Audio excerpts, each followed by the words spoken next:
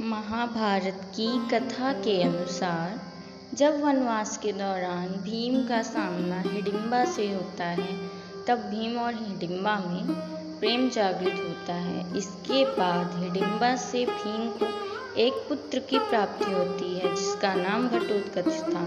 घटोत्कच का विवाह नाग कन्या अहिलावती के साथ होता है, जिससे उन्हें एक शक्तिशाली वीर पुत्र की प्राप्ति होती है, जिसका नाम बर्बरीक था। बर्बरीक बचपन से ही कुशाग्र बुद्धि का और वीर पराक्रमी था। बर्बरीक जिज्ञासु था। बर्बरीक ने अपनी माता और श्री कृष्ण से शिक्षा ली थी। बर्बरीक शिव जी के बहुत बड़े भक्त थे। बर्बरीक ने शिव जी की घोर तपस्या करके 3 बाण प्राप्त किए थे। वे 3 बाण इतने शक्तिशाली थे कि उनसे किसी भी युद्ध की पूरी सेना 1 मिनट में ही खत्म हो सकती थी। इसी वजह से बर्बरीक को कभी भी कोई हरा नहीं पाया था। जब महाभारत का युद्ध हो रहा था, तब उन्होंने भी युद्ध देखने का निश्चय किया। उनकी माता ने उनसे कहा था कि तुम हारे हुए पक्ष के साथ हमेशा युद्ध करना। जब वह महाभारत के युद्ध क्षेत्र में पहुंचे, तब उनसे श्री कृष्ण ने कहा, तुम किसकी ओर से युद्ध करोगे? तब बर्बरीक ने कहा, मैं उस पक्ष की ओर से युद्ध करूंगा जो पक्ष हार रहा होगा। भगवान श्री कृष्ण युद्ध का परिणाम जानते थे। उन्होंने सोचा, अगर बर्बरीक कौरवों की तरफ से युद्ध करेगा तो कौरव जीत जाएंगे और पांडवों की हार होगी। ऐसे में भगवान श्री कृष्ण बर्बरीक को रोकने के लिए सोचने लगे।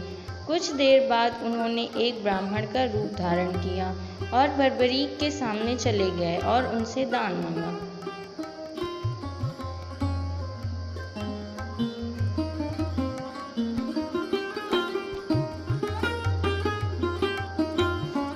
बर्बरीक ने कहा, कहिए ब्राह्मण, तुम्हें क्या चाहिए?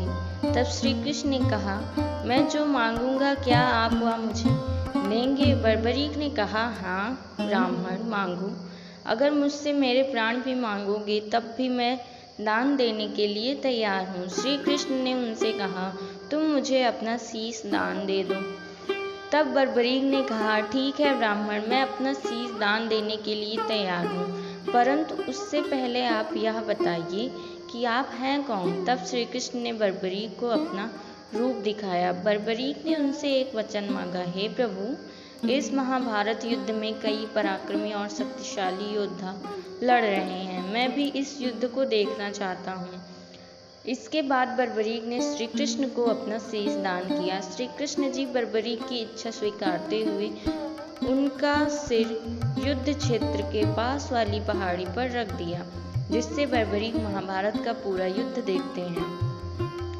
युद्ध के दौरान पांडव आपस में लड़ने लगते हैं कि युद्ध का जीतने का श्रेय किसे जाता है। तब श्री कृष्ण कहते हैं, इसका फैसला तो पहाड़ी पर से युद्ध देख रहे बर्बरीक करेंगे। तब सभी पांडव बर्बरीक के पास जाते हैं। तब बर्बरीक ने कहा, उनकी जीत का श्रेय भगवान श्री कृष्ण को जाता है। भगवान श्री कृष्ण बर्बरीक के इस बलिदान से प्रसन्न हुए और उन्हें कलयुग का श्याम कहा। तब से बर्बरीक खाटू श्याम के नाम से प्रसिद्ध हो गए। वे 3 बाण के धारी हैं। वह सदैव हारी हुई पक्ष की ओर से लड़ते हैं। उन्हें यह वरदान मिला कि उनके भक्त जब हार कर उनके पास आएंगे तो उनकी हर मनोकामना पूरी होगी। अतः खाटू श्याम को हारे का सहारा भी कहा जाता है।